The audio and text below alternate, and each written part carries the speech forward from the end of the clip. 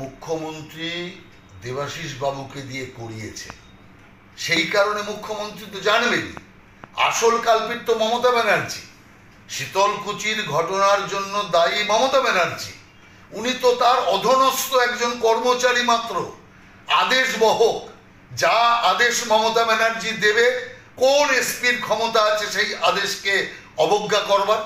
তার কারণ যারা পুলিশ আজকে তাদের দলদাসে পরিণত করেছে মমতা ব্যানার্জি, সেই কারণেই তো পুলিশের চাকরি ছেড়ে দিয়ে তড়িঘড়ি সেখান থেকে রিলিফ পেতে পেরেছে।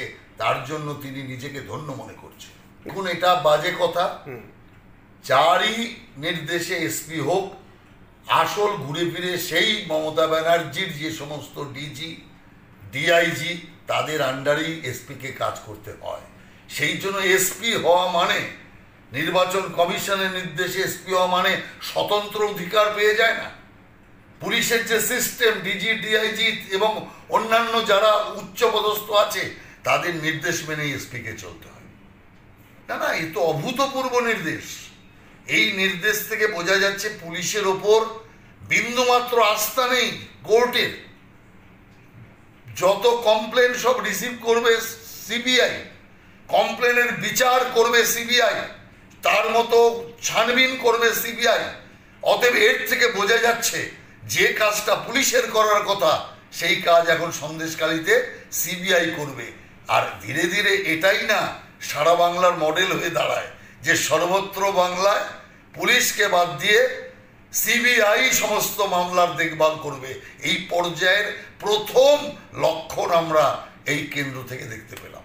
তৃণমূলে যখন ছিলেন তখন প্রচুর ফৌজদারি মামলা ছিল, তখন মমতা ব্যানার্জি গ্রেপ্তার করেননি কেন?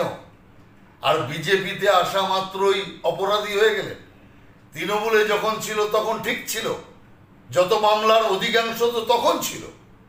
অতএব সেই কারণে আমি মনে করি তৃণমূল কংগ্রেসে যারা থাকবে তাদের বিরুদ্ধে অসামাজিক মামলা থাকাটা স্বাভাবিক আছে।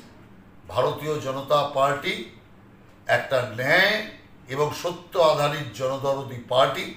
এই পার্টিতে যারা আসে তারা ন্যায় এবং সত্যের পক্ষে কাজ করে। পশ্চিমবঙ্গের সব কটা সিট ভারতীয় জনতা পার্টি এবার জিতবে। শুধু জিতবে না, গতবারের চেয়ে অধিক মার্জিনে জিতবে। এই একদম পরিষ্কার ইঙ্গিত আমরা সর্বত্র দেখতে পাচ্ছি। মানুষ এই চোরেদের সাথে আর ঘর করতে রাজি নয়। মানুষ মহিলা নির্যাতনকারীদেরকে সমর্থন করতে রাজি নয়। সেই কারণে এবার ভোটের প্রভাব বিজেপির পক্ষে আরও বেশি আছে। সেই কারণে আমরা উত্তরবঙ্গে সব কটা সিটে গতবারের চেয়ে অধিক মার্জিনে জয়লাভ করব। আপনার বাইক কেনার স্বপ্ন এবার হবে পূরণ, কারণ আমান হোন্ডা নিয়ে এসেছে একেবারে স্বল্প ডাউন পেমেন্টে বাইক বা স্কুটার কেনার সুবর্ণ সুযোগ। বিনা অ্যাকাউন্ট, লো সিভিল, ন্যূনতম ডকুমেন্টে আজই নিয়ে যান স্বপ্নের বাইক আপনার বাড়িতে। অতিরিক্ত ছাড় পেতে আজই যোগাযোগ করুন বামনহাট আমান হোন্ডা শোরুমে। শর্তাবলী প্রযোজ্য। যোগাযোগ করুন 9002805414।